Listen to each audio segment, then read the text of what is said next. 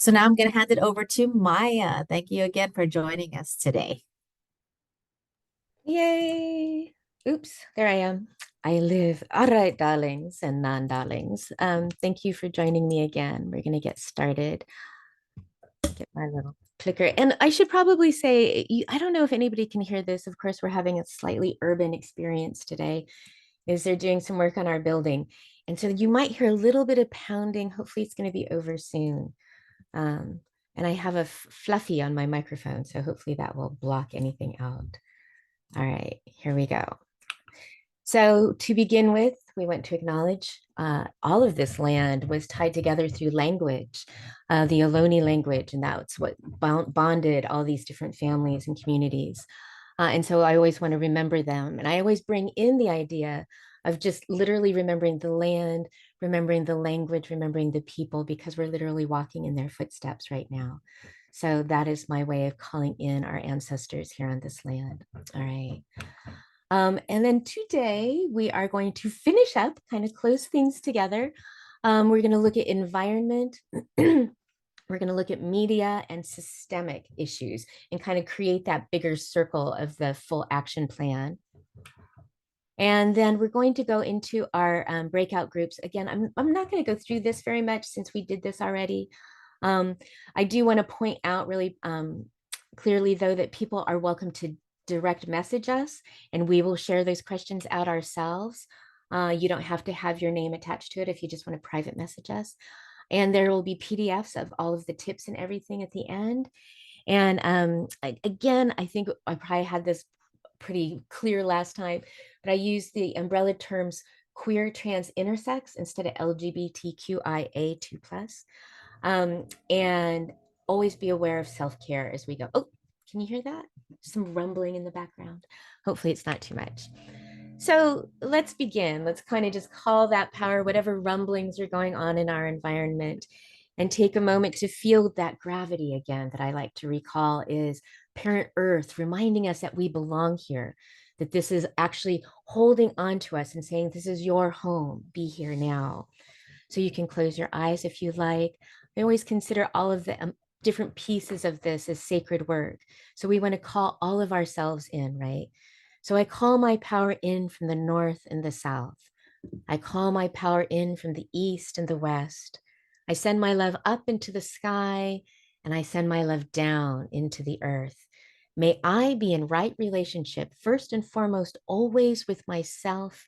May I be in right relationship to all beings, here in this perfect moment where I belong. All right, from this place, let's begin.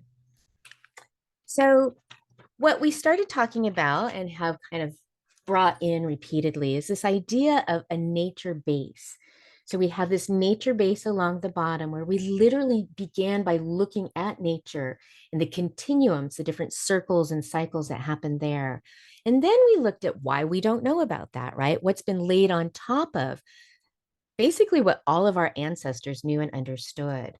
We looked at the origins of oppression, we looked at the tools of oppression, and how that's impacted how we think, how we talk, and the kind of culture we live in. And from that place, we can come into a more full gender inclusive perspective. So, a more holistic framework. So, we hold everything together. Only having one of these pieces doesn't really tell the story. We need to have all of the pieces to understand.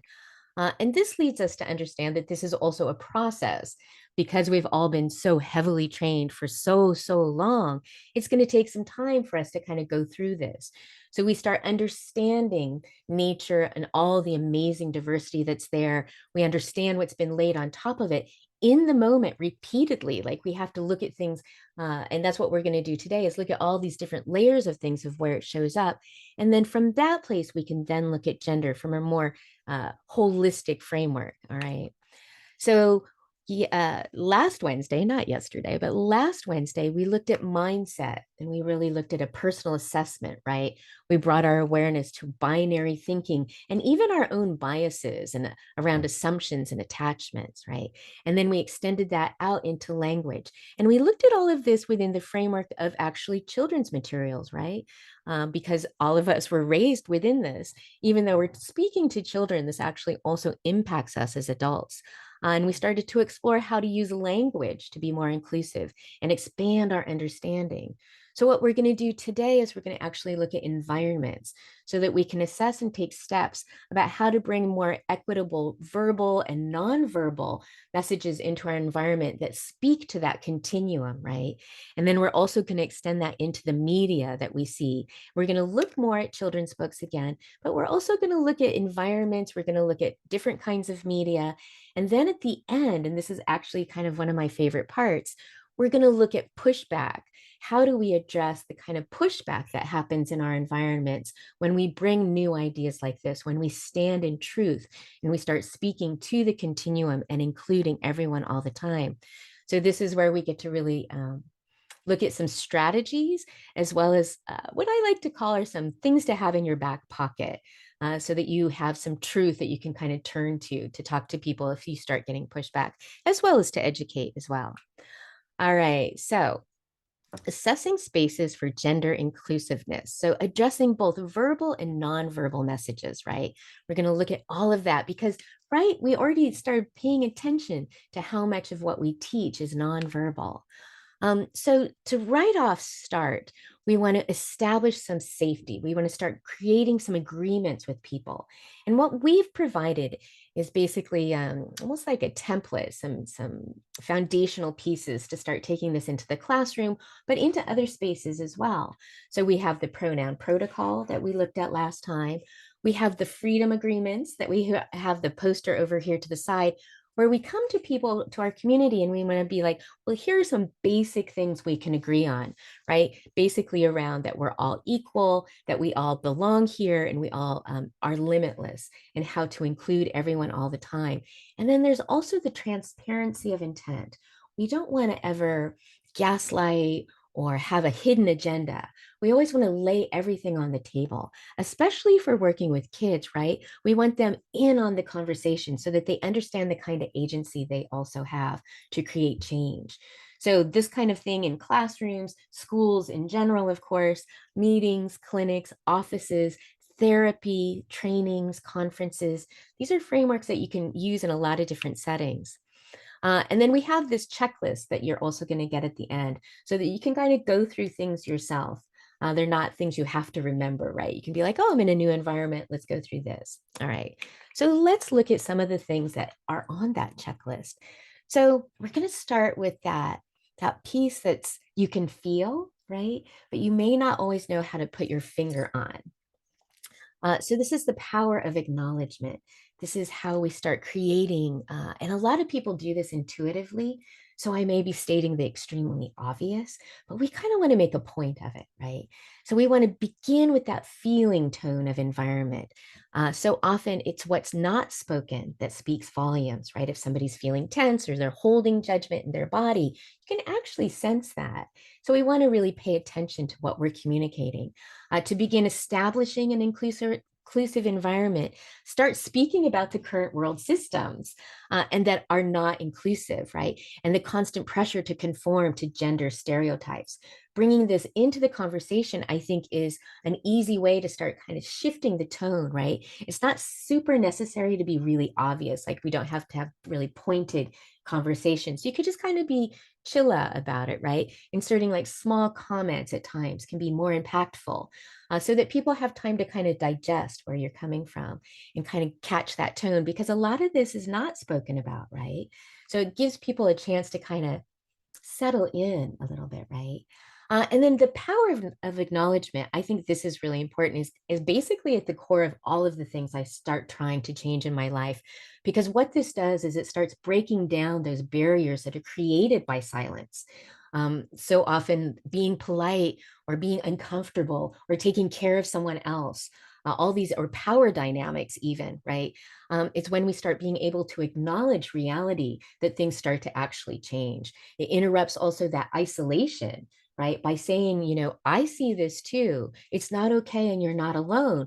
when you have people in your environment who are also from really marginalized communities, right? And if you're in a different position, it can be a similar, like a parallel, like relating to, but so often we are in a position of power, especially if you're an educator with kids. And so being able to say, like, I see all this pressure, I see all of this conformity and compliance, that we're supposed to do in order to be correct, and that's not okay. This has a huge impact on kids, like grown-ups too, right? It brings conscious awareness to something for what it really is. One of the most important steps, right, to changing something. I say this to myself over and over again. Um, and is speaking truth, doing this power of acknowledgement, is speaking truth about nature, right? About indigenous cultures, history, current reality. There's so much going on right now that can be acknowledged. And doing that is actually calming. Honoring truth is calming. So often we're living in these environments that are polite, that have a lot of tension going on, and that can create more stress. And we're not wanting that. That doesn't contribute to safety, right? We're wanting to relax down into our bodies. There's also that tone, how we talk. Um, there's this idea of defense or openness. This is another important piece to pay attention to, like how you speak. One way to kind of open things up so that you can see if you're open or defensive is to have to kind of embrace a sense of curiosity. When you're always defending yourself, or having that sense like you're defending what you think, or defending that you're right in some way, or that you're good, or you did the right thing, can be really distracting. You can really focus things on you. But when you have more of a sense of curiosity, and you're just like more playful, even about your own limitations, right? Even about your own position. Like you don't have to understand everything. You can just be curious to be able to understand where things are at. I think this in and of itself creates an easier environment to be in. And it helps kind of create that nurturing trust and that back and forth about where we're at and being honest about ourselves, right?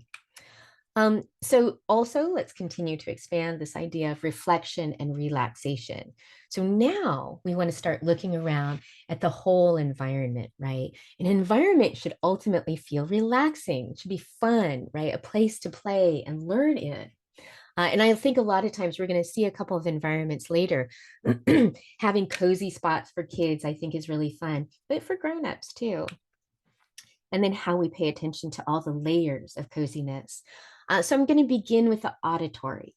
I think a lot of times we don't pay attention to the sounds that we're hearing. I do. I'm one of those people that like notices. But this includes language, pronouns, music, movies that you hear, news, right? Educational materials, could be the radio. It's not just like what words are being used, it's also about what voices are being heard and what's being talked about and how. So if you're wanting an environment to feel inclusive, you don't want some radio on in the background with the news, potentially having really homophobic or transphobic or negative or the heavy thing going on. If you're wanting to create an environment of resting down, especially for kids who may not have all of that information to fully understand that. And what kind of voices are you actually hearing? Are there only two kinds of voices, what we perceive to be labeled male or female? Are there any trans voices, trans femme voices, trans masculine voices, voices where you may not be able to tell? I think I'm really drawn to trans voices, and there's this distinct tonality that's very beautiful to me. So I think bringing that in can actually show, again, almost in a nonverbal way, although it's obviously verbal, bringing that acceptance, that value into an environment, and what's being talked about. Are trans people included? And are they being included in ways that are positive, right? Valued. And then again, we move on to the visuals. Now, this is a really easy way to start bringing in nonverbal stuff, right? We have this poster over here. We create posters to go into classrooms and like learning environments and therapeutic environments so that, again, it's that way of setting that tone, giving that vibe like, oh, we see all of these folks. And again, it's not just like folks that are trans, that are gender nonconforming. It's also disabled folks, folks of color, lots of different body shapes and sizes, and really showing all these different ways to be so that we're not just focused on gender. Is this a femme masculine person? Is this how do we label them? It's about that full story of a person, right? Because this is that holistic framework. We're wanting to focus on everything. And in a world full of erasure, right, one poster can help bring visibility to a lot of kids in a lot of different ways. So again, how do we bring that in? Um, and then look at what kind of messages, of course, are being communicated through different things. Murals. I live in San Francisco, so it's great. We have lots of murals. I don't know how much y'all have in Alameda. The East Bay, obviously, is like, this is a beautiful way to start telling these bigger stories. And what are those stories? Are there gender expansive people in all of the visuals that are going on? Because what we're learning, the reality is, eventually, is that we will always have all of the full continuum of all the different people included as we start understanding that queer, trans, intersex people are part of all communities all the time, right? And how to actually show that so that kids are never feeling isolated in any way. There's always a reflection from past cultures, from current culture, and from current community. So are there animals being framed in this way? Ancestors, different cultures, right? Calling in all of the different resources that we actually have. We're actually surrounded by all of the continuum and how to make that visible around us. Oh, and actually to say, these are two posters that I don't think these two are available at the moment, right? But they're a great example. Weiwa is one of the people we spoke to earlier on that first reorientation. And then here's a bunch of the animals that we had at that time too. And then let's look at a couple of actual real places. And these were some examples that we've seen ourselves or that we like picked up.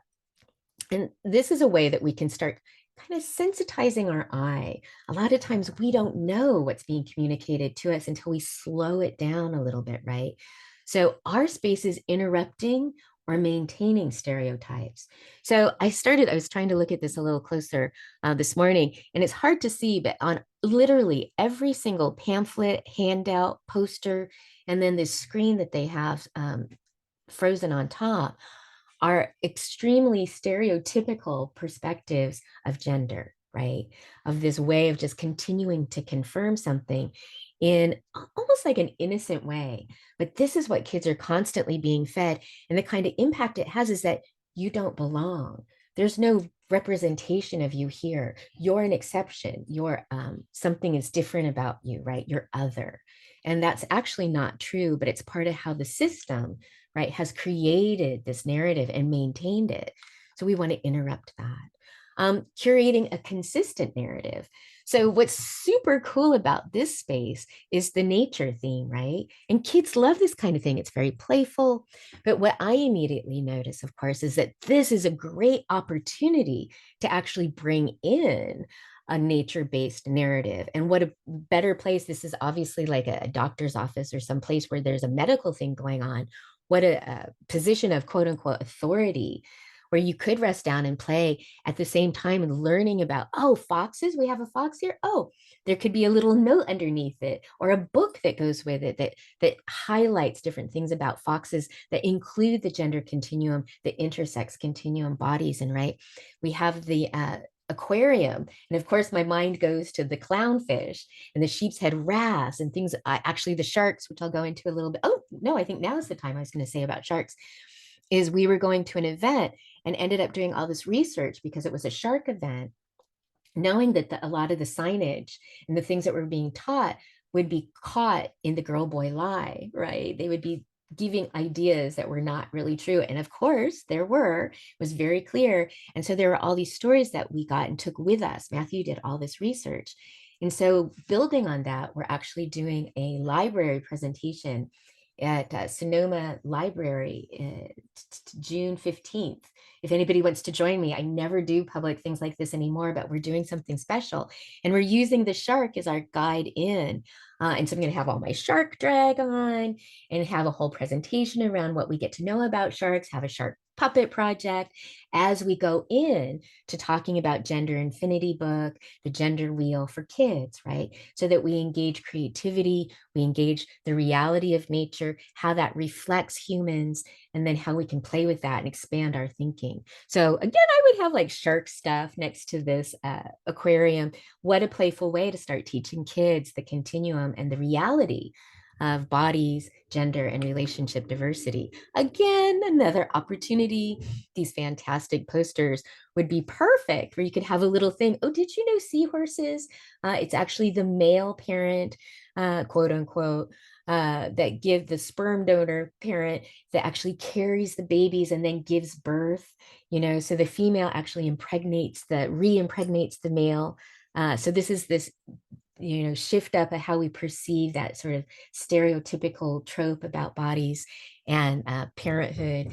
And then bees are amazing. I could go on for days about how diverse bees are and what a great reflection they are for diversity. And then, of course, plants. So this would be a fun place where kids could be like, oh, what does that say right there? Like this little opportunity to always be learning something and breaking down sort of these ideas that we have, sort of cemented into place. And then this was actually these beautiful frameworks that these folks did. A bunch of actually South American, I forget all the different countries. I think there was Colombian, Honduras. I can't remember all the folks that I spoke to. These educators who came in and created this whole nature-based reflection, like this classroom. So there was lots of these like wooden, handcrafted, a lot of indigenous crafts and arts and ways of doing things. And then they would have also these books with them. And so I was speaking at this conference and I was like, oh, this would be perfect. And I snuck the gender wheel in there and some of the characters. It's like, oh, this is this great opportunity again, where you could really expand the idea of nature and how to embed that body, gender, and relationship diversity into the books, the materials, but also all of the materials that are playing, that the kids have to play with.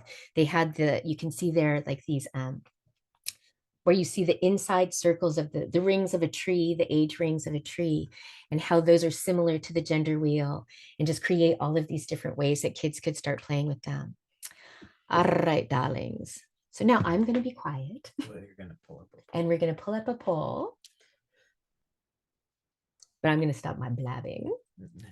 All right, so here we have a moment to just kind of get a read on where things are at. And again, all completely anonymous, and feel free to say whatever feels right. So gender messages in environment. How often do you pay attention to the nonverbal gender messages present in your environment? Not at all, very little, only when it's obvious, regularly, all the time. It's a full-time job counteracting them. All right. I'll give this a moment.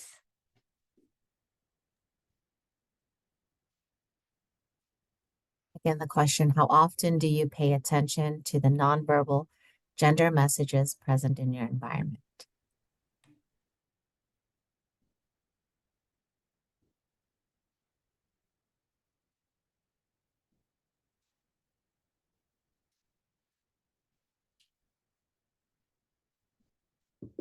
I think it's always really fascinating. It's really, I think, connected to your personal experience. Like, what are you navigating personally to kind of what do you see in the world around you? Sure. All right. So let's share those results. What do we see here? So we had two folks saying not at all, which I think is really kind of, really normal and natural, right? Like fish in water. Very little. We had one person only when it's obvious, four folks, like when it's kind of put in your face. And then we had three folks say regularly, where they have that awareness. And we didn't have anyone say all the time, it's a full-time job counteracting them right now. So I think that speaks to a lot of experience. Folks have like all these different layers, right? Okay. All right. So now we're actually going to go into our breakout, our first breakout. And this will give you, again, a chance to just kind of like talk about these things, have a moment with other humans. And so we're going to look at your environment and brainstorm change. I think this is especially key if you have like a specific like educational place or a therapeutic space or a clinic, to really imagine what it could be like or acknowledge what kind of work you've already done. All right. So until 10:40. So until 10:40, we've got 10 minutes and then we shall come back, darlings and non-darlings. So I'm curious if any folks have anything like, was that easy? Was that challenging? Did you come up with things? Did you have some sort of different ideas, or your situation is unique? I'm curious to give a moment for folks to talk.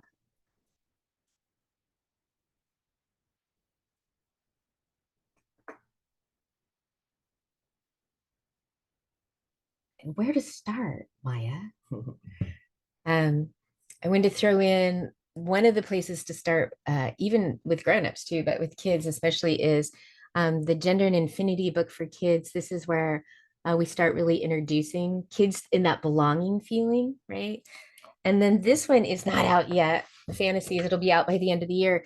And this is just a working cover, it'll be color.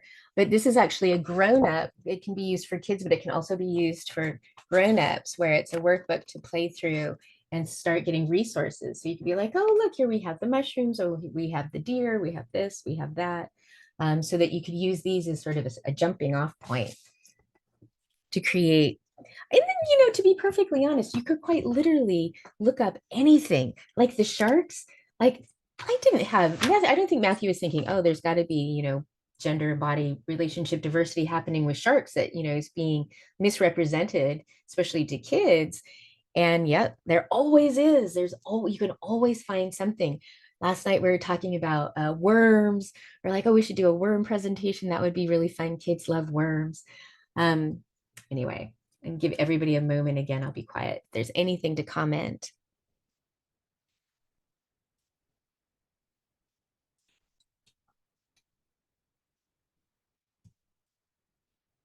All right, darlings and non-darlings, on we fly. So, assessing media for gender inclusiveness, addressing binary thinking and implicit bias. So we have over here media. So interrupt the formalization of binary thinking, stereotypes, and implicit bias in media. Let's slow that down for just a second. This is something that we focused on a lot with our kid. Is how do you not allow these stereotypes to basically get rigidified and cemented into place? How do you throw something in that interrupts that all the time so that a kid can really understand that there is no binary in nature? So let's look at print media. So, look at your environment again. Look at magazines, books, any kind of media that you see around. How many books do you have that do not focus on boy and girl roles, right?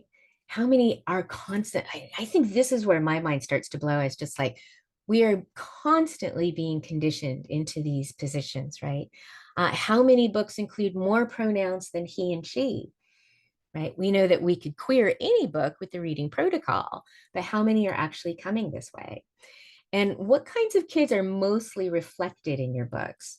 Again, remember that one photo of that space where it was just like, if you look closer, you see that literally every image of every child is confirming this boy, girl, boy, girl, boy, girl thing, right? And so we find that true, like our books all like white kids, or are they all able-bodied kids, or are they all skinny kids? Like we're really wanting to pay attention to all of those pieces, including all of these different ways of expressing gender. And not just like, oh, this is like what a trans girl looks like, and this is what a trans boy looks like. We're wanting to really expand into the continuum so that we have that equity, that value of every single position on the circle, right? That's what's important. So looking at multimedia, Disney movies, exact segue, fabulous. And this is where things get really creative in our home. So looking at movies and TV shows, and this is where we end up, I feel like sounding like a broken record a lot, which is why I came up with the Girl Boy Lie, and why I say gerbila, where it's just like, oh, it's this like constant gurgling, mumbling that's, in the background all the time. And how do we pay attention to that? So nature documentaries, which I grew up on, I love nature documentaries, but they're often heightened drama, right? With these stories that are more human projection than actually documented animal experience. And if the human overlay is too stereotypical, it's often better to turn the audio off and turn music on and create an inclusive research project instead. This is one of the ways that actually me and our kid will just be like, hey, this is about this. Well, let's learn about this in a different way. So we'll do some of the research separately, but a lot of the imagery and a lot of like just like what gets captured on film is often very beautiful. And so I love watching that. But what we find a lot of times too is that there's always like some bird, it's always like some beautiful male assigned bird that's doing some huge dance. It's like, look at my feathers, look at my feathers.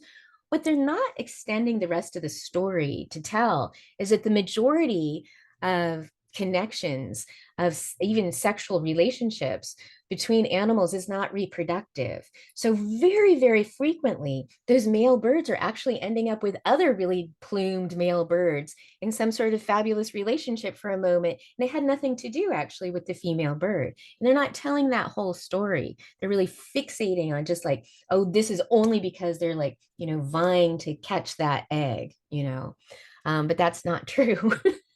And so because we have a queer trans intersex family, we're wanting to include that full thing. Oh, they're like the pop-ups, this is like your grandparents, it's the plumed, birds, and they're actually going for the other plumed bird, right? And then some movies that use animals, and I'm very mixed about using animals. I think we are so geared toward projecting humanity, our not humanity, but human behaviors and morals and ideas onto them, that it can actually, they'll become complete lies. And this happens so frequently. Finding Nemo is one that gets talked about a lot. This is one about the clownfish we see down here in the corner. And it's all this story. The whole thing is, the premise is that the birth parent passes, and so it's all about the father parent, right, the donor parent, and the child and how they navigate. But in reality, what would have happened is that next primary donor parent would have actually transitioned to become physically a female parent and taken the place of that quote unquote mother parent, right? And so that's the story I tell my kid, and I want my kid to understand is the reality. So they're actually creating this whole other lie. They have this other one about snails, and we've seen this actually out in playgrounds too, where there'll be all this projection. Oh, it's a girl snail, it's a boy snail, and they have this movie Turbo, and all the snails are like really heavily gendered. And the reality is that snails have both male and female reproduction. And so they don't have any sort of stereotypical way that they would act. And so it's really obvious to see this projection laid onto them and how it's serving this like very straight narrative, right? And then right off the bat, then this just drives me crazy. And it's of course Dr. Seuss, who so often gets pegged as somebody who's expansive, but actually has a lot of really messed up things within their material. And in the Lorax and the Grinch, both, there are the movies, right, in the movies, but it's also in the books. There's all kinds of messed up stuff in the books. They have running trans jokes. There's a running trans jokes in the Lorax, and there's trans jokes in the Grinch. And so these are those points where we basically stop if we're watching this kind of movie and really point this out. And I think that I was in DC once, and I had an educator come up to me, and they were really upset about all these textbooks they were handed that they were supposed to teach, and they were incredibly racist. And reframing things in a way that was completely unacceptable. And they were like, what do I do with these books?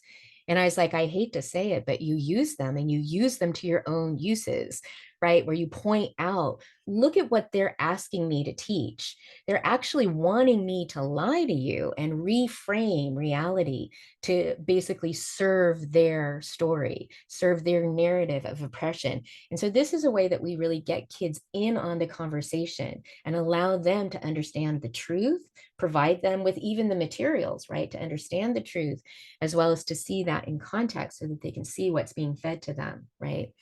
I think we should read that. Somebody's saying, we've dodged most Disney movies, but I'm curious, what are some ways we can engage in conversations with children to include this perspective?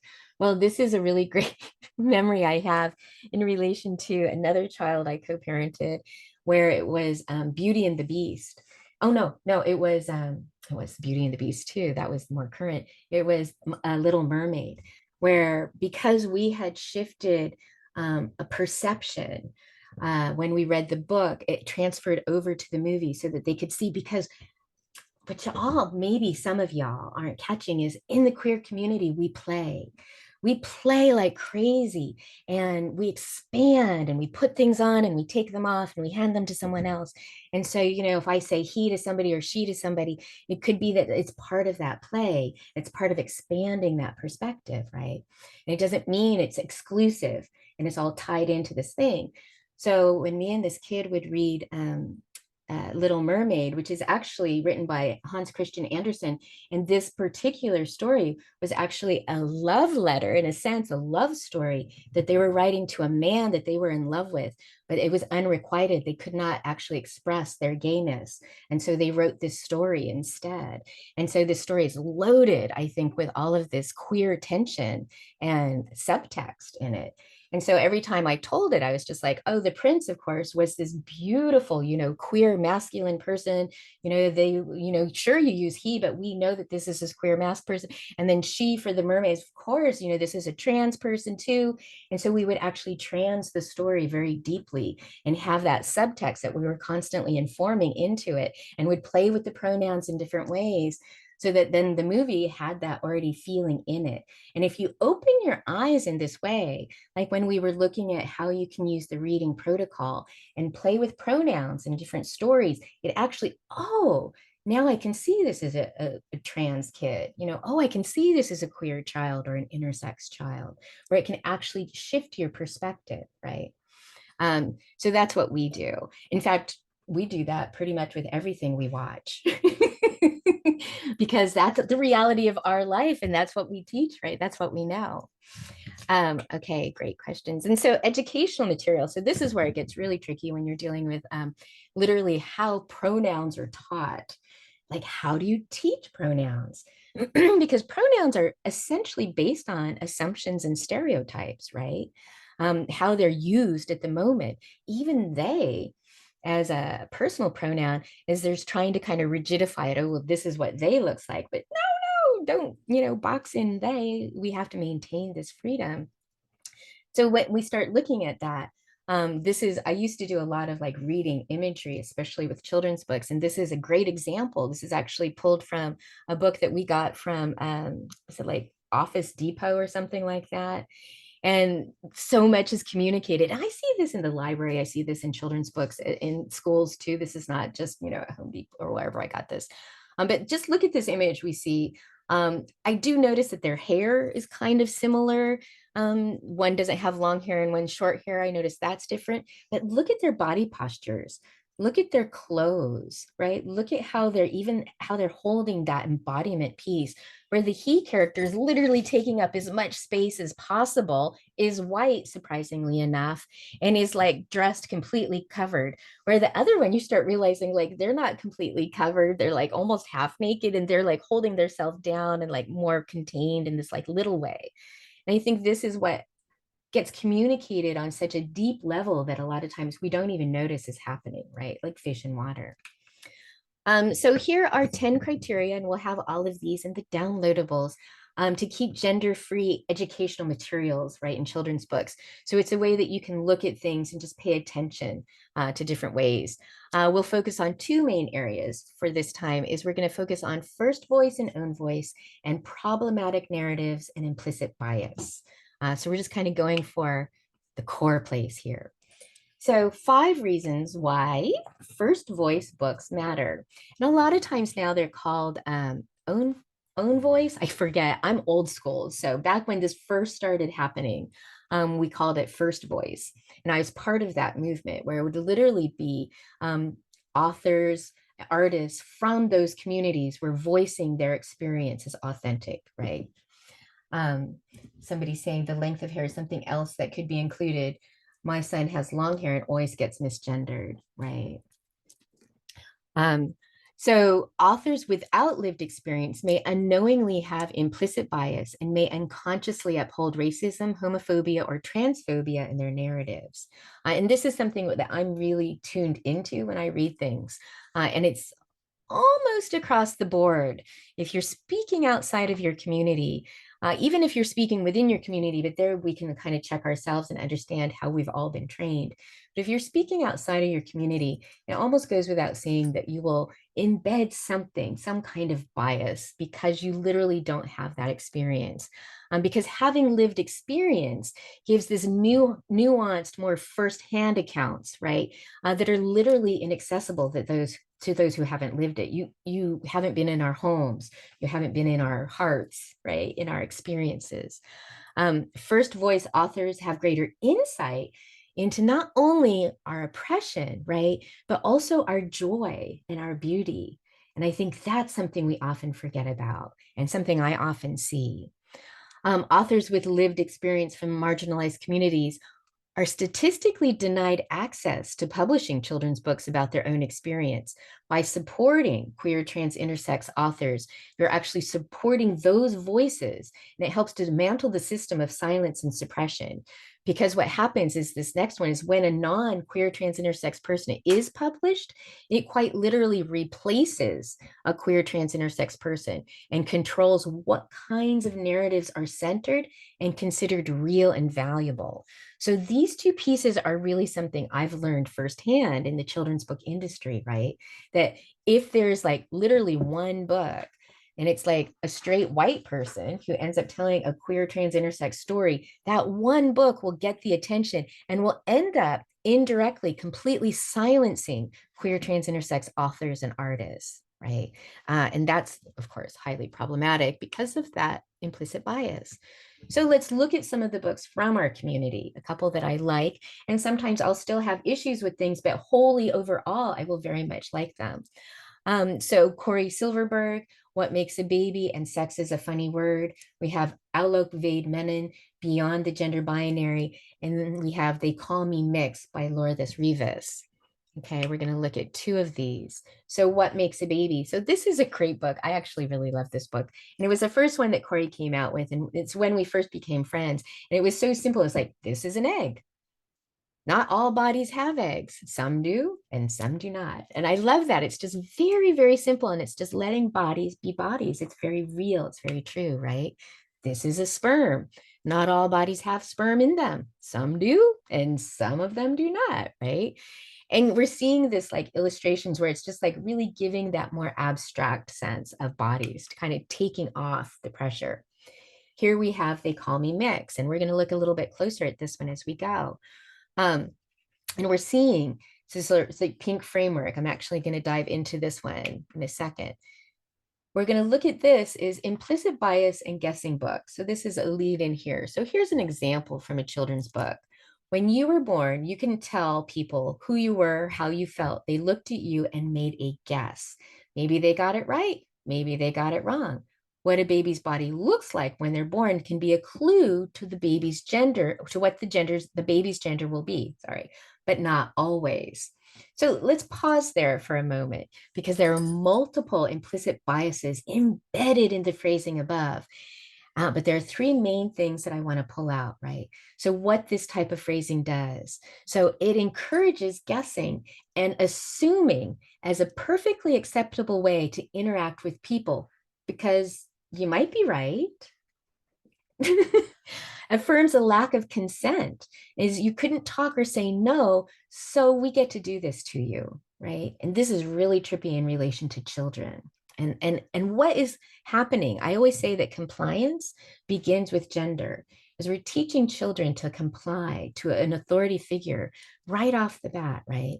And it blames the body, and specifically the trans body, for not giving correct clues so that people could tell your gender by looking at you, right? So you would think that's very simple and innocent phrase at first, but when you look at it deeper and you really slow it down and you hold it within the context, you start finding what it's actually communicating on these deeper levels. So we have this listed here on the left side. When you were born, you couldn't tell people, right? So what does this do? It trivializes the pressure to conform. It sidesteps systemic context and encourages the internalization of pressure, of oppression, actually pressure as well. And it was my first clue with all of this, is it preserves privilege and the lack of consent, right? So now, remember that pink image we saw of Lourdes's? We're going to look at the text there a little bit slower.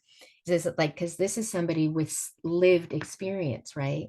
So when I was born, everyone decided and agreed that I was a girl, so they named me Lourdes.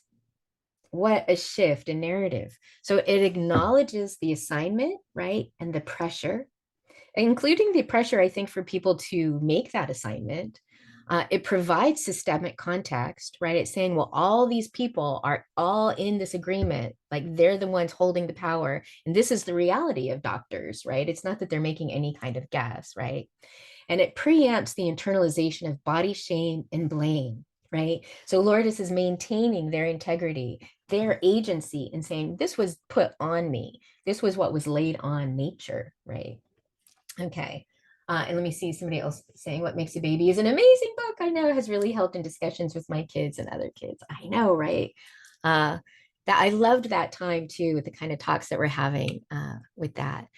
So these are some books that miss the mark, right? And some better options. So there are a lot of books that are being kind of seen as sort of the authority on gender. And the reality is that a lot of them are being written by straight white people without context. And what the new thing is to do now is to hire an artist from the community. And this is what happens in the Latinx community. I've been brought in on projects where like, oh, well, this is a Latinx story, but it's written by a white author. So I have to bring in a Latinx artist, you know, so that I can make sure that this is seen as a first voice book. And I know I'm being used, right? And I'm just like, well, I serve my communities in the ways that I can. And then I go out and talk about it. I talk about that book, not in this context, but other ones. So these ones often will do that. Well, they will hire literally a trans artist to kind of cover their butts in a sense, which is frustrating because it's still the narrative is rooted in a lot of implicit bias. So it feels good to be yourself. Who are you? And everybody is a rainbow. These are very, very frustrating and problematic books to me for multiple reasons. I can tear them apart for days, to be perfectly honest, but I don't have time to do that. I would rather lift up Lourdes's book, right? This is a fantastic book that is from lived experience, is very beautiful. And they're the kindergarten first and local. yeah, they're local in the East Bay. They're a kindergarten teacher. So they're coming from all this experience and how to hold that and be present with kids. Love them, right? Another one that gets a ton of attention. I was just in a group of queer scholars on Monday in a webinar talking about how do we expand the conversation for kids in relation, especially to children's books. And Julian is a Mermaid always comes up. This book is really not recommended. I feel that this is highly popular book and is incredibly damaging. And if we placed a femme egg body child in this position, we would see how pornographic and dangerous I think this book is. But because this is a Black femme child, I think that we see that it's an extension of not valuing Black femmes, especially Black trans femmes. And it's very voyeuristic. So on multiple levels, I feel like this book is like really denigrating. And actually, sadly, have information where Laura Jimenez, another scholar who went in and was interviewing trans kids of color around things who were looking at children's books, actually, they were really aware of how damaging this book was. And sadly, then their experience, not from this book, but I think just because of this world, ended up being one of our suicides from our community that ended up happening because there's so much of this kind of messaging that's going on, right? So we look at this, it's just like, well, you know, maybe this helped, you know, it's helping here. And it's like, I think we have to look at the deeper messages of these books and what they're actually laying into place. And that this is stuff we're going to have to unteach, undo, heal from in the bigger picture, right, in the future. Another book that would be better, which is written by a parent and their kid together, right, which is really great, is My Rainbow. And a lot of folks have turned on to this book. This is a great one. Jacob's New Dress, these are parents. A lot of times what has happened is that straight white people are getting into writing these books because they're parents. And I think a lot of times they think that because they are in a parental position, that then they are an authority. But the reality is they're not actually going to the community to understand the lived experience and the wisdom and the embodiment, the healing that has taken place there. And so that can be really frustrating for me to witness books like this becoming so popular when we have books like Carlos I'm forgetting the title. The fairy book, Carlos the Fairy Boy, which was actually a book I mentored, where a child wants to be a fairy boy in this celebration that's happening in Panama, and their parents kind of freeze up, and the grandparent swoops in and immediately takes them to the community that's making the costumes for all the fairies, the fairy girls, right? Because they're all gay. They're the ones that are like making these amazing outfits. And so the grandparent was wise enough to know to take this queering child to the queer community, show them the kind of agency, this kind of position they have, and the creativity and how to bring that in. That's real power, right? That's really showing something. Okay. So good enough. I always want to have a very critical eye. And if I'm using a book with a child that has, excuse me, some kind of bias, excuse me, flaw in it, that I actually use that flaw to really highlight what's really going on. So if your intent is to not only provide inclusive materials, but also break the system that uses gender to oppress, then you have to have this broader sense of discernment, right? We have to really open our mind and really look at the systemic piece, the dynamic that's going on. Okay. So now we will go into our next poll, darlings and non-darlings.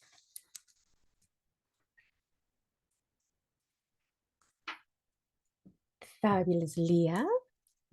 Implicit bias. So do you understand how implicit bias in children's books upholds oppression? Our answers are not really. Isn't it better to at least have representation? Kinda, but no book can be perfect. I hear that. For the most part, but sometimes they help kids and totally understand. Oh, we have one person say, not really. Isn't it better to at least have representation? And I think this is really the question, right? But really trying to have that bigger thought. Kinda, but no book can be perfect. Like I said, totally hear that. For the most part, but sometimes they help kids, right? And then sometimes even having to unteach some of that stuff or some of the stuff that gets internalized, it's as far as you can go at a moment. I think having a lot of compassion. And for folks totally understand. Yeah. I think what gets really tricky is when you have a kid and you have a gender non-conforming kid, it becomes much more intense, right? All right. So now we're going to go into our breakouts. And our question this time is, how do we become aware of our own implicit bias? Remember that idea of having that curiosity, even about your own limits. And how would that impact the media we choose and create? Like, how would that change us? All right, now I hand it over to the fabulous Leah. All right. Back we are. I'm assuming not, but would anyone like to say anything or share anything?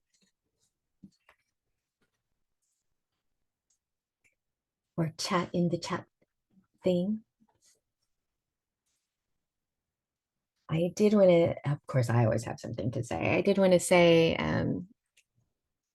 it's interesting, Matthew and I were talking about it, like not wanting anyone to feel bad, of course, if they're using books that are like kind of on our way to getting things more truthful and clear. I think that's really important. And I think that we're even bringing in the idea of not wanting to get caught in binary thinking, like, oh, you're good if you do this, you're bad if you do that. Actually really paying attention to that process and the learning, and that every step is really important, and making space for that. I had somebody I work with say they felt, was it guilty that they had used this other gender model because it was so limiting. And they didn't realize it at the time. And I was like, oh no, this is really beautiful to like allow that healing to take place. Like we never want to trap ourselves in any sort of like bad or shameful position, because it's a lot to heal. And having compassion is actually something we're going to touch on a little bit now. It's at the core of any kind of healing process, right? All right. Well, if anything comes up, do feel free, check it in the chat. or speak out. I love that too. All right, so let me Hi, I was just gonna jump in and share. Can you hear me? right on. Yeah, I guess one of the things that stood out for me was thinking through, even when we have read books that, are problematic or not inclusive, just, reminding ourselves that we can always circle back to it by continuing the conversation, by asking questions, like, what did you notice about this? Or if we do end up choosing a better option for whatever the theme the book is about, being able to come back and, draw some comparisons, and just thinking about how we can do more beyond the book. Like, the book is there as a tool, but like, we have so many other things that we can support the conversations that we're hoping to have. And if it's just a book because we were just picking a book just to read, or our kids or the children that we're with are gravitated towards them, I would say it's an opportunity to just go beyond the text, kind of like the protocol you were talking about, but also like just engage in conversation. Right on. I love that. I love hearing too about how it is really about like the environment and like that tone, like you're really speaking to everything. That's beautiful. All right. Anybody else? I love hearing all of that,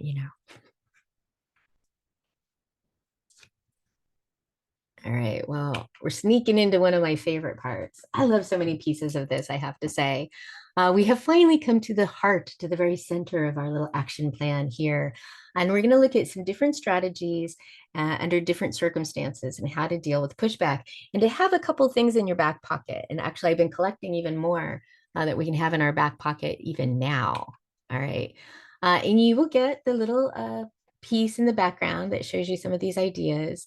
And it's really about, I think, I think because I've dealt with some pretty intense bullies in my life and have healed through a lot of that kind of bullying, I understand a couple of the pieces that kind of help us and support us. And really being kind of like on the ground in the moment helps us to kind of pay attention. I'm one of those folks that is very practical in a lot of ways, while also holding ideals. And so, how to hold all of that at the same time. All right. Because one of the biggest things, and what I hear from folks a lot in relationship to wanting, I mean, I think it's around talking about trans stuff, but I think it actually goes across the board in a lot of ways, is wanting to have this feeling of confidence, right? And I think this really ties us into developing that sense of discernment as well as somatic awareness. So that more physical body embodiment piece, right? Because the most important thing when dealing with pushback, it doesn't matter what's going on outside of you. Ultimately, the bottom line as you heal through this, as you go through this, is about staying centered in yourself, right? About how do you hold it? How do you keep yourself strong and solid? Because what we need more than anything, of course, is you, and feeling confident and strong and in your body and healed through gender oppression is what's going to make the biggest change. And what this does is, as you start moving into the world, is this makes being able to discern a lot easier. You can be able to look at situations and be like, oh, is this a growth opportunity? Can I talk to this person in a way that's going to expand things?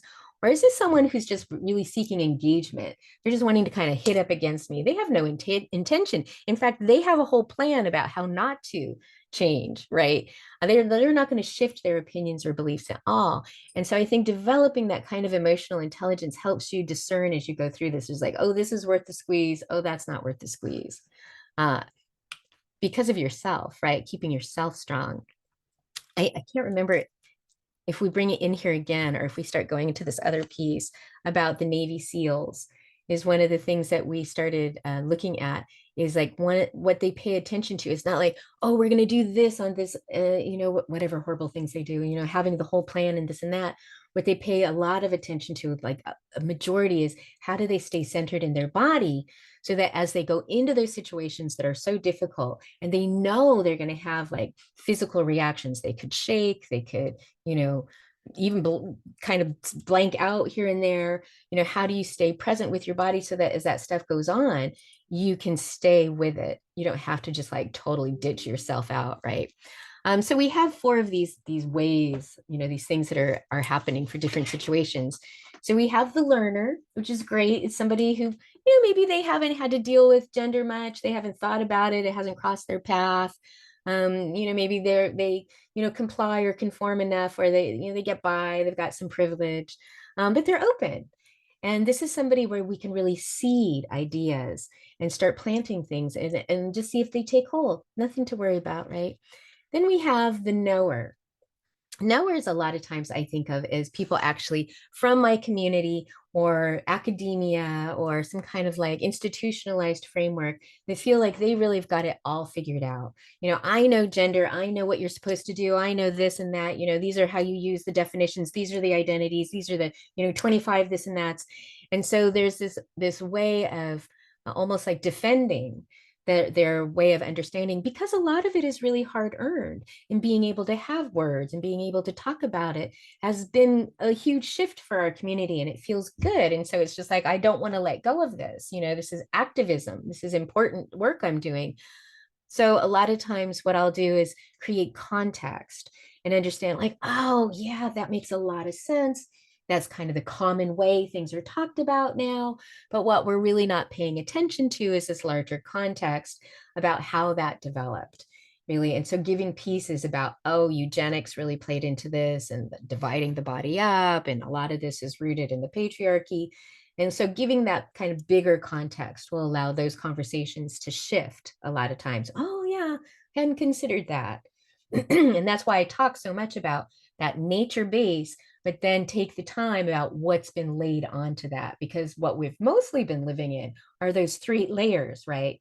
Of the origins, the tools, and the impact. It's like that's kind of where we exist at the moment. And then there's the bully. Of course, we know about those. It's so funny. I think when I started doing these trainings out in the world and talk, I've been doing this, in different shapes, the same information for 15 years. And I think a lot of times I was just like, they're going to attack me out in public, right? And I've had a few things happen here and there, really minor, but a lot of it has been behind the scenes. Is bullies are often very afraid to come out. They are actually quite insecure in a lot of their thinking and a lot of their foundations. It can be, I hate to say it, but I could tear that stuff apart with truth all day again. And so understanding that kind of thing where there's something that feels very threatening and very scary and very real for them, I want to have compassion for them too, right? And my compassion for myself comes first. So it's just like I see the freak out in this person, and I know that I'm going to keep myself strong and safe first and foremost. And so it depends where you're at. But knowing that you're not going to fundamentally change anything with them, I think is really key. So why are you doing this? Why are you speaking with them? So where I go a lot of times with bullies is disengagement, but acknowledging what is. It's just like, oh, okay, I see that you're not ready to learn about this now. Or I see that your belief systems are grounded in feelings that everyone in this group is inferior and your group is the only superior one. And just like stating the obvious and walking away. And just being like, oh, I see that, and leave. For one, it's doesn't give them what they want. Is they're wanting that emotional release, or wanting to like almost like punish you in ways, right? And you're just stepping, you're like, no, not going to do that. That's great, I see you, that's cool, I'm leaving. So this is a way to just like, you're not going to do any good. If you could come up with a reason why it would actually do any good, great. It could be that maybe somebody who's witnessing you stand up to this person, right? A child perhaps, or even a child witnessing you say, I see who you are and I'm not going to engage with you, could be more powerful, right? I'm not giving energy to a lot of their thinking. And then I have to throw in the last one, taking care of business, because a lot of times it can't be laid on one person. It could be that you're dealing with an organization and you want to lay it on one person. Sometimes I even have it. Oh, well, this director is, the da da da, or, because this person did da da da. The reality is it's an environment. It's a whole system. In and of itself that's oppressive. And so actually paying attention to one person isn't going to do any good. and actually taking it off and being like, I get that this isn't you, or this isn't, these humans, it's the bigger system that's doing this. And so how then do you pay attention to that, right? And then that's that decolonized thing where you really go in and you call out and you start making structural changes to the dynamics. And of course, all these different ways can shift and move around. And we're just kind of playing with them by saying, oh, there's a seeding strategy, a context strategy, a decolonize, a disengage. Having these little buzzwords in our heads, I think, helps us to just kind of hold on to it. If it is something you're going to do, and it does feel unnerving, because now that we've been in a position where we've been attacked so much, and so much of it is behind the scenes, but we've also seen things in negotiating things face to face. I feel really much more confident and have compassion at the same time. So I'm not caught in that power dynamic, and how to just be with it. And I'm always just like, push on me as much as you want. Find a way to, engage, because, let's meet that place. Let's have that conversation. Let's go there. Because I think a lot of people are afraid, and I'm not. Even if I shake sometimes, I'm not afraid because I stand in the truth. And I've now had experiences actually where people have done things in front of me, and what comes out of my mouth right off the bat is, I'm not afraid because I stand in the truth. I'll find my way through this.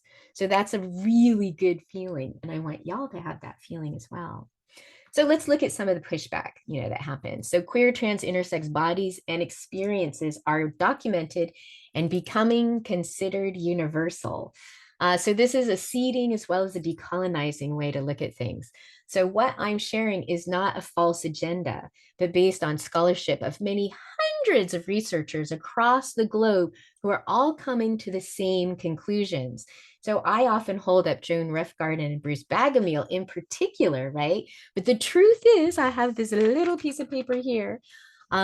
Just within the last literally few weeks, I think the one came out, was it in May, April, May? I think it was early May. And now I just heard of something that's coming out in early June. One of them is something out of not Florida, out of Canada, called Fluid.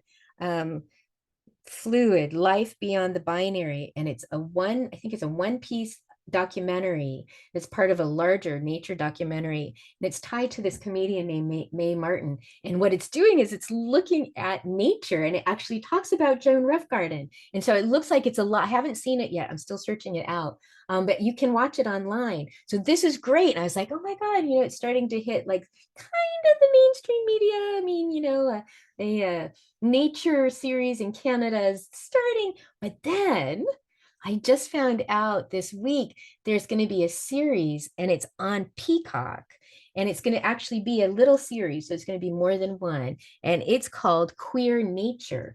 And I didn't even hear them mention Joan Refgarden. They're using all these other researchers, and they're going to have a series that again talks about body, gender, and relationship diversity within nature. So this story that I've been telling for 15 years to kids, right, trying to get it out there, is finally now starting to come into the larger narrative. I'm even attending a workshop June 5th from two of the researchers that are part of the thing that's going to be on Peacock, the Queer Nature. So slowly, and of course it's all for June, so it's for Pride Month, but very slowly but surely this narrative is coming out, that this research is here, that we can relax into this. And I call this the inevitability of truth, right? And I love to quote Cesar Chavez, that once this stuff starts coming out, there's no ending, right? Once social change begins, it cannot be reversed. You cannot uneducate the person who has learned to read. You cannot humiliate the person who feels pride. You cannot oppress the people who are not afraid anymore. And that is my core intention, of course, in relation to this, all of this curriculum, because there should be no need for us to defend a person's right to exist when we teach that this truth has been suppressed, right? This is part of gender oppression. The fact that gender stereotypes are everywhere, unquestioned, means that kids and grown-ups don't actually have an accurate context to navigate gender, right? So this is this huge shift in reality. I'm very excited about it.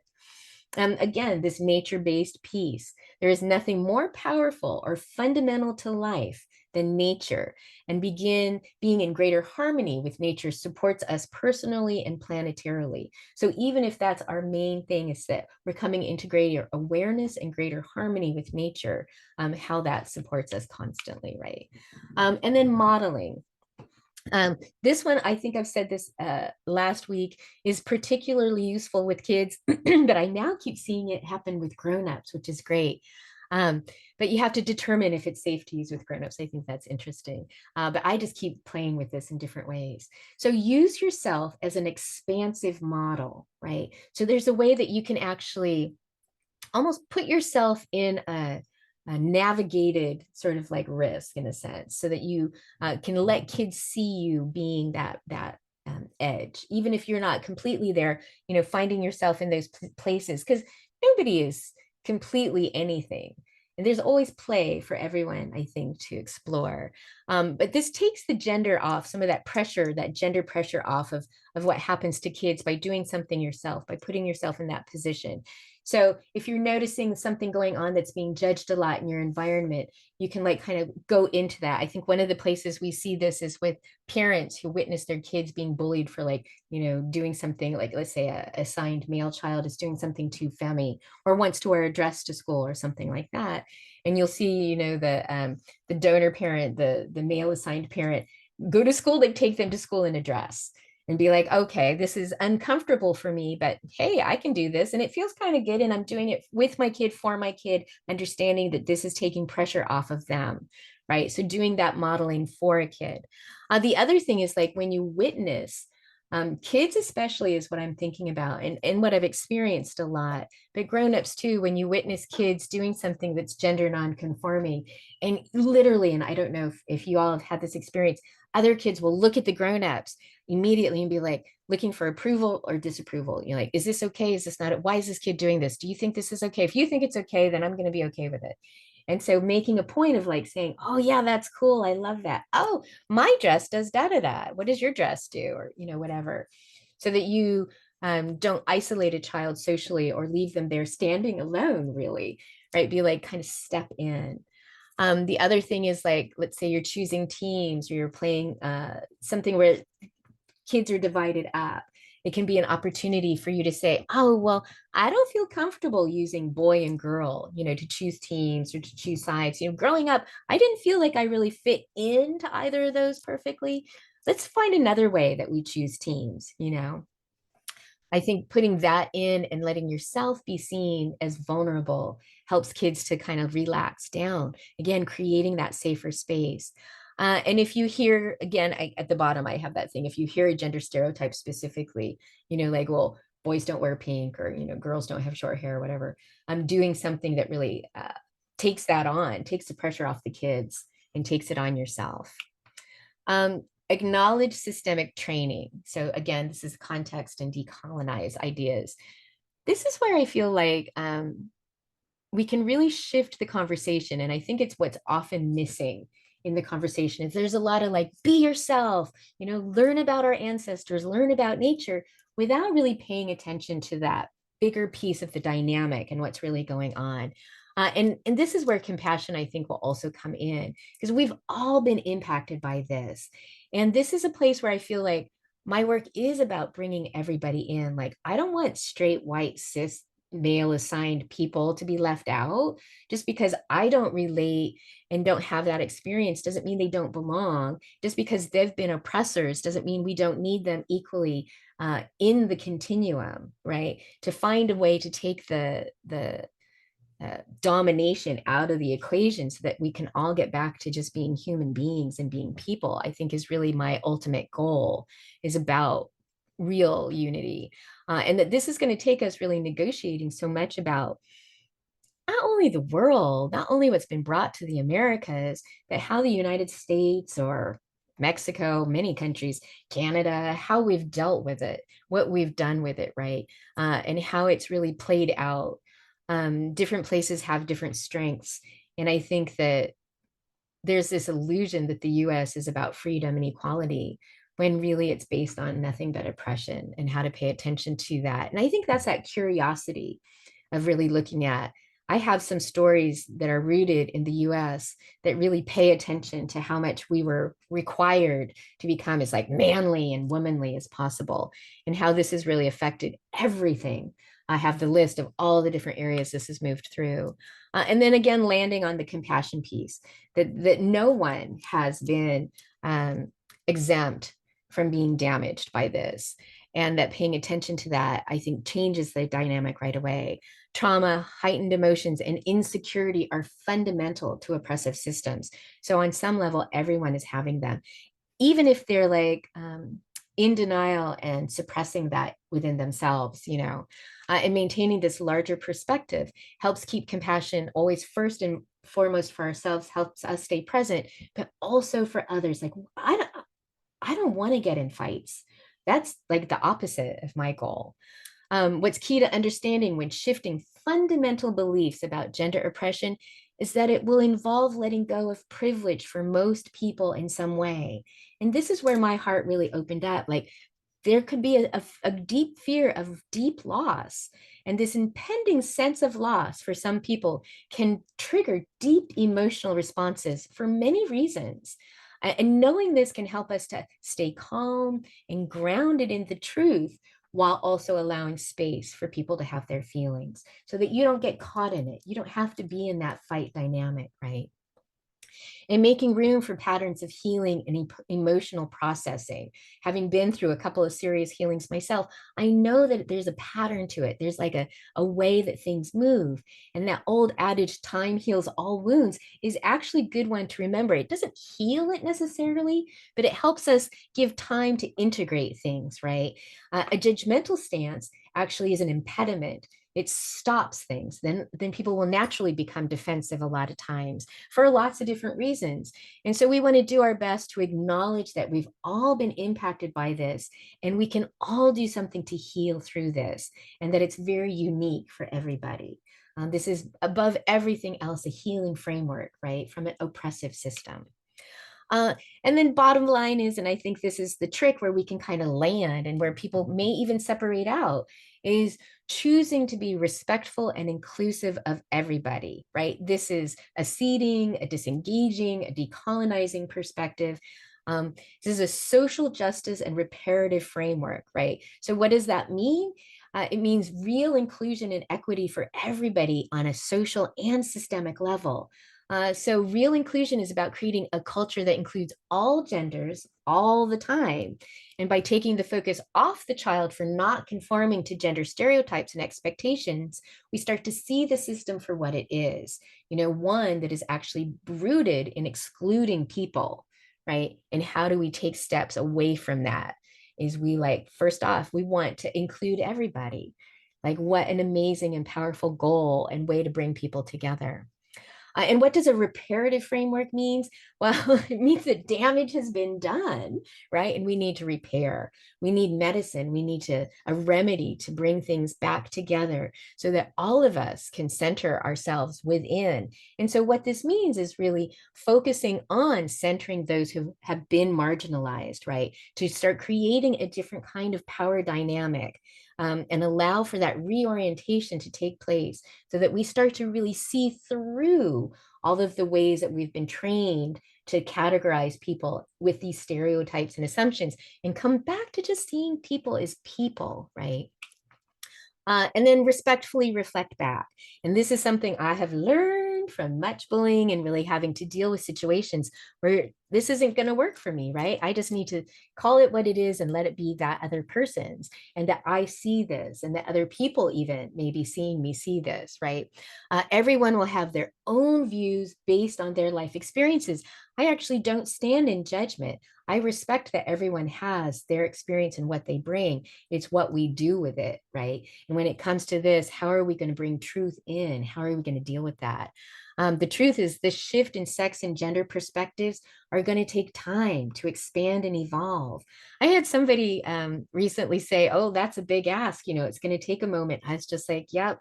And I just like grounding it again with myself, is it allows me to be patient. Because what's important in these situations is when you're dealing with that opposition and what's going on, is to actually let people stand in their choices. let them actually be in their hate sometimes. Let them be in their limitations. Let them be in their inability to open up, right? So what you're saying is that you're not ready to include everybody all the time yet, right? It sounds like you need more time to accept what's actually true about nature and humans. Well, that makes sense. Well, let me know if you need any resources. So you just kind of let them be, because that discomfort, it's no longer yours. Now it's theirs. It's like, it's not me that's not performing the way I need to maintain my privilege. This is literally about your hate that you continue to stand in. And that's okay for us to acknowledge and to be present with it, right? Calling it what it is something I also love to do. When kids stare, exclude, give weird looks, or make faces. And I only now that I've actually become more of an elder have I stopped being stared at. I'm one of those people that, like, people have loved to stare at me ever since I was a little kid. And now I witness those kids not staring at me, but a lot of times staring at my kid, right? They're like, is that a boy or a girl? Or, what's going on there? And what I often do is I say things out loud. I don't let that just stand. I will say, looks like they don't want to or don't know how to include everyone. Best to walk away, right? And saying it loud enough for folks to hear. It's just being like, this gives them the opportunity to come into contact with their limitations as a child already and start hearing that, because they're going to hear it more and more and more as we start coming forward and letting people just be where they are. Oh, you're a bully. I see that you're a bully. You don't want to include everyone. Period. That's it. All right. So implementing the approach action plan review. So we've. Did you want to go over any of the religious piece first? Oh, yeah. I have time to do that for a moment. Yeah. So what Maybe I don't just have a on couple here, minutes. yeah, is Matthew was just saying I have a couple minutes where I can include some of the religious pieces. So I think it's really valuable to have like these documentaries about nature, having the books, the researchers, the hundreds of, scholars, is all really fabulous. And I've extended that into religion because, as we know, this has become a moral and political issue because of the dynamics that happened, right, in the terms of how patriarchy evolved. It becomes so often, I think, the most important place for folks where they get caught is in religion. And I know with a lot of Latinx folks, it's Catholicism. I was raised intensely Catholic, and that was Catholicism was the tool my family used to disown me because of their homophobia. And so, of course, that we can see some of my reasons behind all of my research, right? So I've gone in, and what I did is I researched through all 5 of the major religions. And what I found is that all of them, because they predate or were impacted heavily by pre-colonial, pre-patriarchal belief systems, communities, cultures, right? What I found is that all of them either say something neutral or something positive about queer, trans, intersex people, all of them. You just have to go back far enough into their ancient texts. And then we find out, oh, just like everyone else, this has been suppressed and manipulated over time, right, by the dominating culture. So that even all of like Catholicism had all of this wild stuff. And I usually will ask, as just like, oh, well, who wants to hear what? But I'm just going to throw in some Catholicism because this is really trippy, especially when dealing like with Latinx families. I often say, I think it's really valuable to bring in nature because a lot of us still have really strong ties to nature. My dad taught me so much, brought me into, this is where I know about the nonverbal, right? How much he embedded that in my heart and spirit. And Catholicism has that same impact. So bringing these in, I think, changes how we feel on the inside in ways sometimes we don't even know we feel. So here's one that I wanted to share. So in the early 2nd century, in the Gospel of Thomas, Jesus rebukes Simon Peter for suggesting, I know all these characters, if you're raised Catholic, I don't know, you may not, suggesting Mary Magdalene is unworthy of their company. Then Jesus, because they're a woman, right? And because of all these other things, of course, about Mary Magdalene, then Jesus says, and this, did I mention this is in the Gospel of Thomas? So this is documented in the ways that things were documented then. Then Jesus says that he will make her male, and that every woman who makes herself male will enter the kingdom of heaven.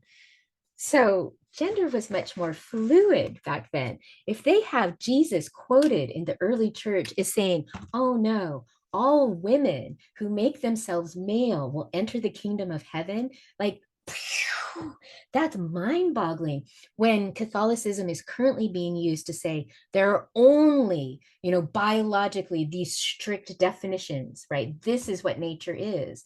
It's like, so we find out not only is nature not like that, not only did our ancestors understand the continuum and the expansion of body, gender, and relationship diversity in nature, but that our churches, our fundamental pieces that we have based all of our morality on, also held those expansive beliefs before they were systematically suppressed, right? So this is a way that a lot of us can reclaim our spiritual paths. A lot of us were positively impacted by, well, Christianity left some beautiful grooves of spirituality in my heart. And it saddens me sometimes to think that it was all a lie. Now I can look back at it and be like, oh, when I dig deep enough, I can find the deeper spiritual, esoteric truths that can be pulled through Christianity, right? Through Catholicism, so that we don't have to always say no to everything. We can actually create bridges and create bridges that connect all of us. All right. So now we can move on. So let's take a look at this huge value shift, right?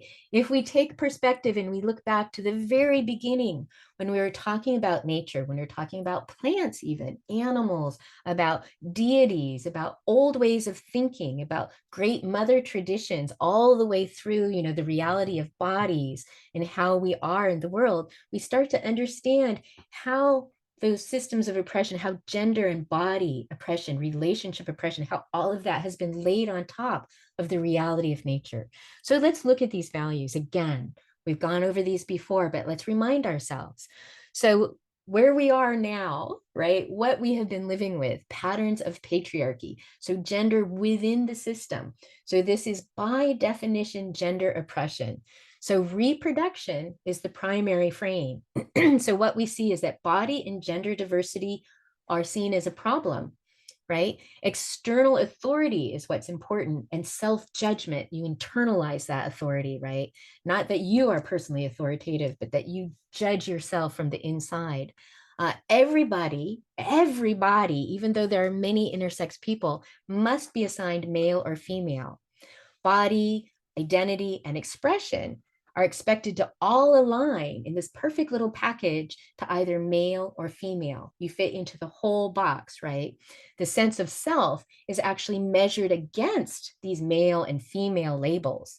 The genderbread model, which was also the elephant and the gender character, this is based in eugenics, where they divide the self up and they isolate everything and they almost put them versus each other. They're like not connected at all, right? Binary stereotypical language, male, female, man, woman, feminine, masculine. Literally all the words we used to have are erased. Body modifications, if you are trans, are only allowed if you're under duress. You actually have to prove that you have a problem that needs fixing, right? This is changing some, but this is still underlying the main theory and sentiment behind body modification. Labels, categories, definitions are all necessary in order to understand and control everybody, right? And it's about body denial and dissociation. So this creates trauma, control, and pressure. So that's where we are at the moment. Let's move over to patterns of nature. So this is gender outside of the system, outside of gender oppression. This is like nature, right? So it's about gender diversity as power, because nature is the primary frame. So body and gender diversity are not only universal, they are incredibly powerful, right? Showing everyone's value and need. It's about internal authority, where you know yourself from the inside, not about what somebody's telling you from the outside. It's about self-love, right? Acknowledge and celebrate body and gender diversity as a part of the infinite and necessary, even, variations of reality. A sense of self rises from within through opportunities to explore, So not getting boxed in and tight. The gender wheel is the body and spirit are fluid and diverse, and one is nested within the other. They're not divided or isolated in any way. And that language can reflect full inclusion through the pronoun protocol. And not only that, it can support safety and privacy for gender diverse folks, especially kids who don't always have control over their situation, right? And body modifications are actually made out of self-love and wanting to express that inner knowing that you have.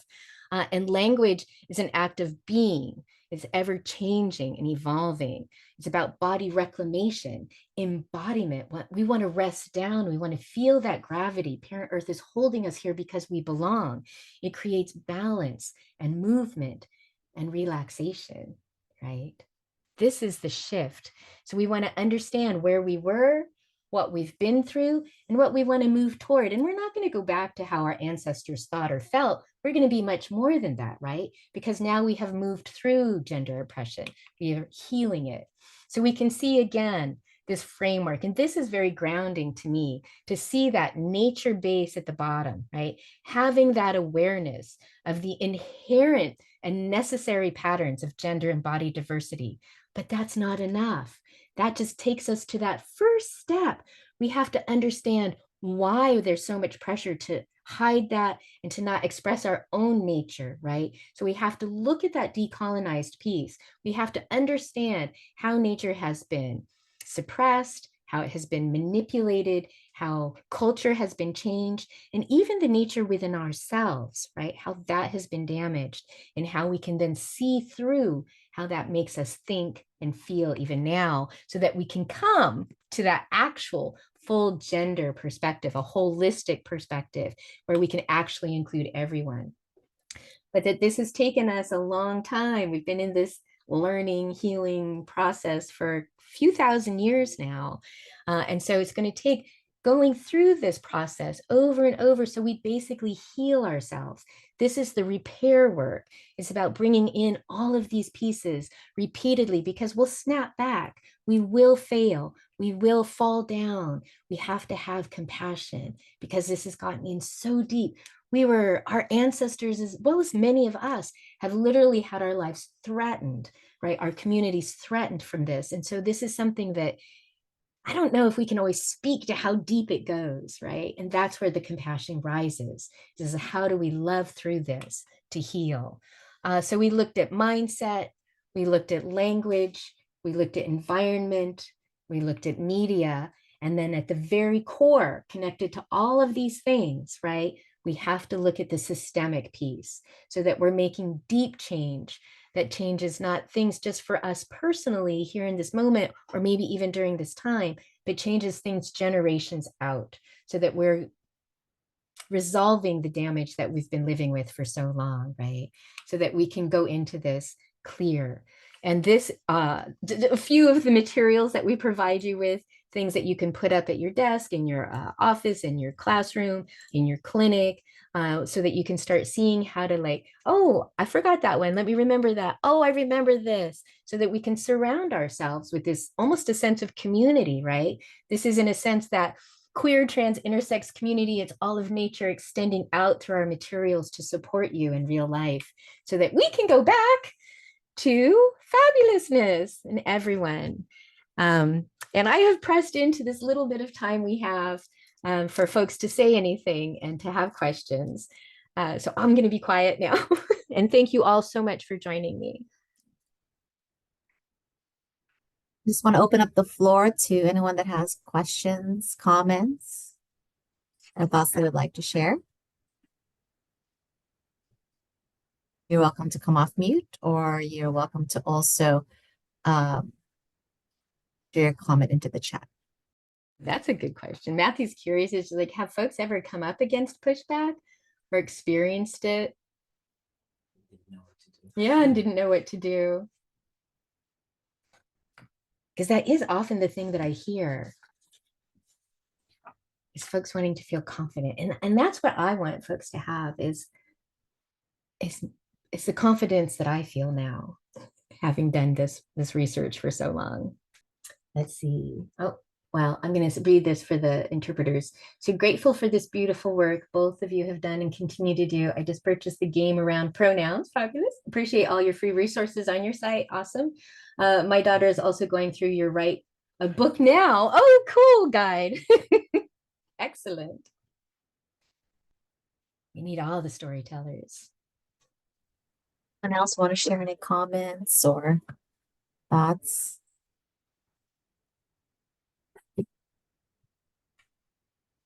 Yes, thank you, First Five. I just want to call out First Five. This has been such a phenomenal team.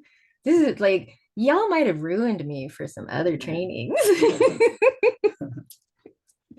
Now my bar has like risen. You just want to say thank you so much, Maya and Matthew. We really do appreciate this partnership. We appreciate you bringing this training on for the community, and hopefully we can all come together to kind of work forward and making these shifts in our conversations. So we do again appreciate and thank you for all the work and effort in hosting this training. And we want to thank you all for participating in today's training. And we will be sending out an evaluation and hope to receive some feedback. And thank you all so much again. And we wish you all well and hope to see you next time. Thank you, darlings and non-darlings.